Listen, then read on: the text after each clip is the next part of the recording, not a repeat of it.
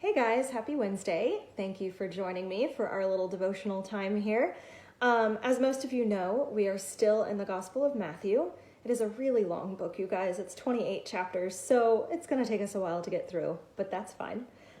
Today we are in chapter 5, and this chapter actually starts a very famous sermon that most Christians have heard of before, the Sermon on the Mount. Mount is short for mountain, y'all. So we are going to read chapter 5, verse 1 through 11, if you want to follow along. And then we are going to dissect it a little bit and see what is up with this Sermon on the Mount and who is it addressing. So here we go. Chapter 5, verse 1 through 11. When Jesus saw the crowds, he went up the mountain, and after he sat down, his disciples came to him. Then he began to speak and taught them, saying, "Blessed are the poor in spirit, for theirs is the kingdom of heaven. Blessed are those who mourn, for they will be comforted. Blessed are the meek, for they will inherit the earth. Blessed are those who hunger and thirst for righteousness, for they will be filled. Blessed are the merciful, for they will receive mercy. Blessed are the pure in heart, for they will see God. Blessed are the peacemakers, for they will be called children of God. Blessed are those who are persecuted for righteousness' sake, for theirs is the kingdom of heaven. Blessed are you when people revile you and persecute you, and utter all kinds of evil against you falsely on my account. Rejoice and be glad, for your reward is great in heaven. For in the same way they persecuted the prophets who were before you." Okay, this whole section is really, really cool. It's very comforting, and there is a reason for that.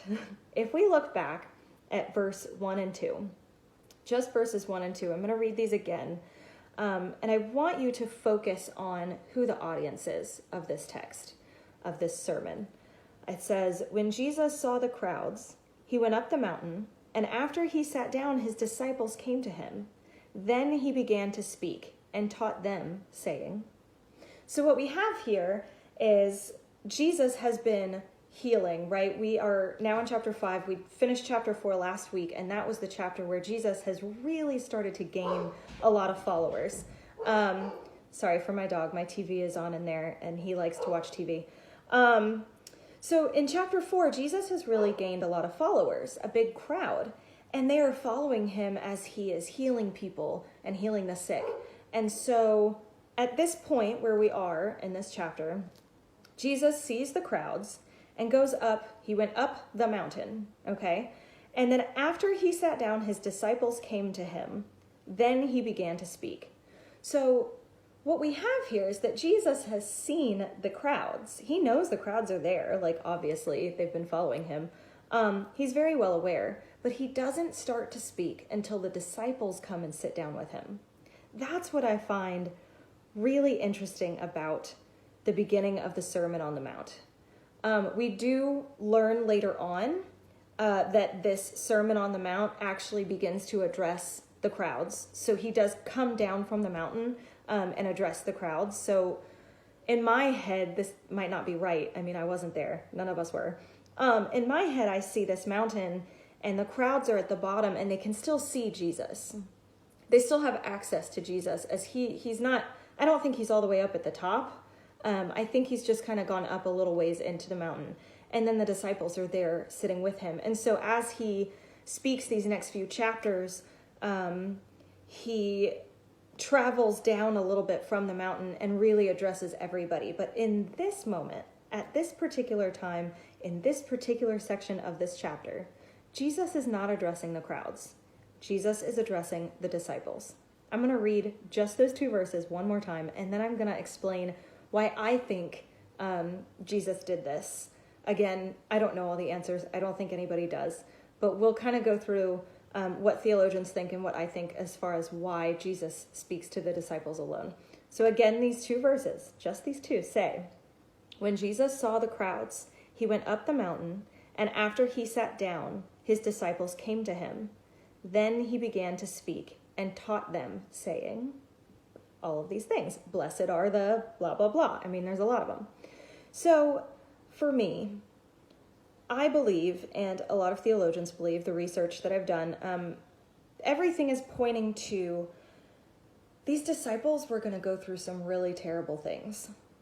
They were going to face a lot of hardships, and they already had. They had left their families, they left their house, they left their home, they left their fishing, their jobs. Just these four. Remember, I do need to point out, there are only 4 disciples at this time, but they do represent the disciples as a whole, the full 12. But there are only right now those 4 that we discussed in the last chapter. So keep that in mind.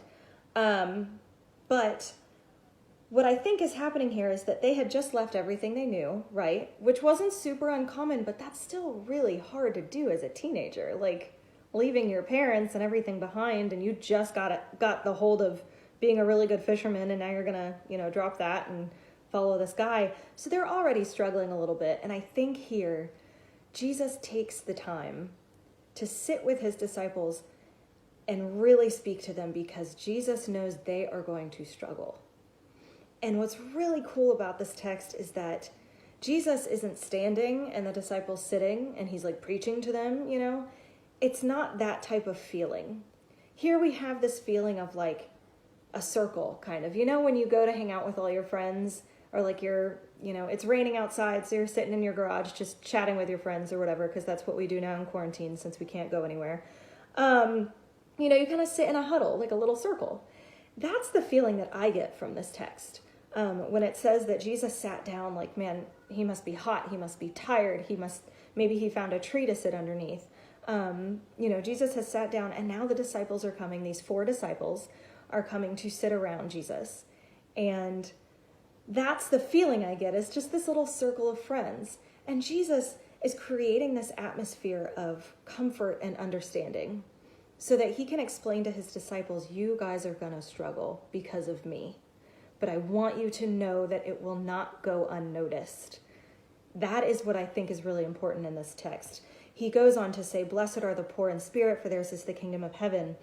He continues, blessed are the merciful, for they will receive mercy. Blessed are the pure in heart, for they will see God. That's huge. That's huge, right? These disciples have no idea what they're up against. They have absolutely no idea. They're still trying to figure out who this Jesus guy is in the first place. He's still new to them. They're still trying to learn from him. And Jesus just needs to comfort them. He has, I think, this desire to remind them that they will not be forgotten in their struggles, in whatever is going to happen in the future. They will not be forgotten.